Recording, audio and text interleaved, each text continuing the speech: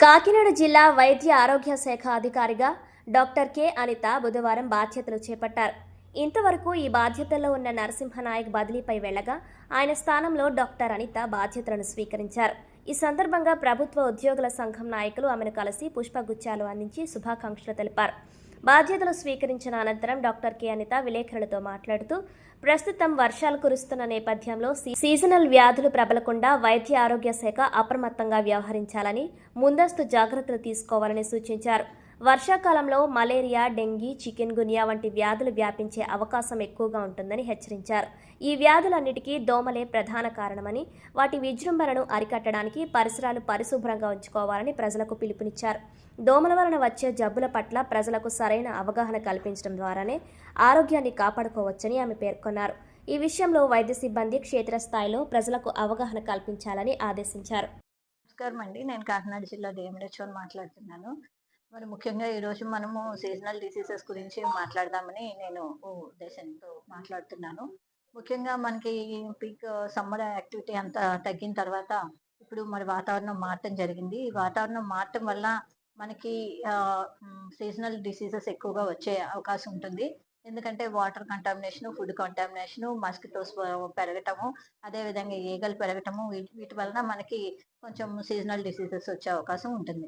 వాతావరణంలో సడన్ గా మార్పు రావటం వలన, ఎండ నుండి ఒకసారి సడన్ గా గాలి వాతావరణం మారటం వల్ల కూడా మనకి దగ్గు, రొంప ఇలాంటివి కూడా ఎక్కువగా పెరిగి అవి upper respiratory tract infection, lower respiratory tract infection లోకి వెళ్ళి అవి మనకి డిసీజెస్ కాజ్ చేసే అవకాశం ఉంటుంది.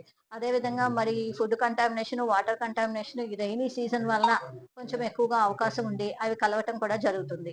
అందువలన ఈ వాటర్ కంటామినేషన్ జరగకుండా మనము ముఖ్యంగా మనం తీసుకోవాల్సిన పర్సనల్ జాగ్రత్తలు ఏమున్నాయంటే హ్యాండ్ వాష్ ఎక్కువగా చేసుకోవాలి. అదేవిధంగా ఆహారం తినే ముందు, ఆ తర్వాత మల విసర్జన తర్వాత కూడా మనం హ్యాండ్ వాష్ రెగ్యులర్ గా చేసుకున్నట్టయితే ఈ ఫుడ్ కంటామినేషన్ బారి నుండి మనం జాగ్రత్త తీసుకోవచ్చు. అదేవిధంగా ఈ ఈ ఎక్కువగా వర్షాలు అది జరిగినప్పుడు మనము కాసి చల్లార్చి నీళ్లు తాగటం చాలా క్షేమకరమని, చాలా మంచిదని మీ అందరికీ తెలియజేస్తున్నాను. అదేవిధంగా కూరగాయలు, ఆకుకూరలు ఇవి కూడా మనం వండుకునేటప్పుడు వాటిని శుభ్రంగా కడిగి వాడాల్సిందిగా మీ అందరికీ తెలియజేస్తున్నాను. ముఖ్యంగా ఏంటంటే వేడివేడిగా ఆహార పదార్థాలు తినటమే క్షేమం మనకి ఈ సీజన్ మారినప్పుడు. అదేవిధంగా ఒక పూట వండిన ఆహారం మరొక పూట తినడం కూడా సాధ్యమైనంత వరకు అవాయిడ్ చేయాలని తెలియజేస్తున్నాను. అదేవిధంగా దోమలు పెరగకుండా కూడా మనం ప్రతి శుక్రవారం ఫ్రైడే, డ్రైడే యాక్టివిటీ చేస్తాం. ప్రతి ఫ్రైడే అంటే ఆ వారంలో ఎప్పుడు నీళ్లు నిల్వ ఏది ఉన్నా కూడా ఆ ఫ్రైడే నాడు ఆ పాత్రలో నిలవ నీరంతా పారవేసి అవి ఆరిన తర్వాత తిరిగి మళ్ళా నీరు పట్టుకోవాలని చెప్పి తెలియచేయడం జరుగుతుంది.